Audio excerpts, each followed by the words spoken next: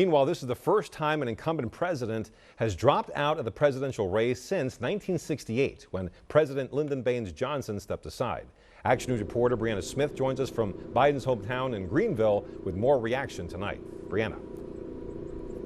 That's right, Walter. We're in Greenville near President Joe Biden's home, and we spoke to voters on both sides who have mixed reactions, but most of them say that they think President Joe Biden made the right decision for the country.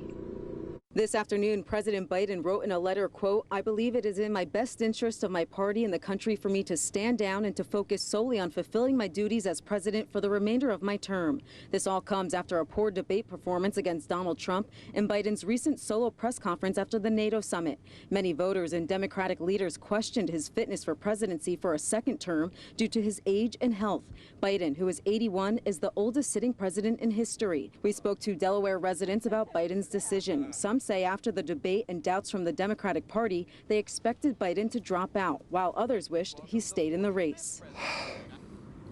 Really, it's a shame. I would have liked to have seen a rematch of 2020, see what would have happened, and we'll see what happens in the future, and best wishes to Biden. I think it's sad that this is what it came to. I think he was a viable candidate, but given the circumstances, he does what's best for the country, and I will admire that. He should have had help from his family to help him get out of that, because realistically, he had to realize from that debate alone that he wasn't really on the ball. So, I mean, it's been coming for a while. They should have done it sooner. Why do you say that? I mean, they knew there is no other candidate. They should have prepared a candidate. They had 4 years to prepare a candidate. They didn't take action. And now these voters are very curious who will be the next Democratic nominee.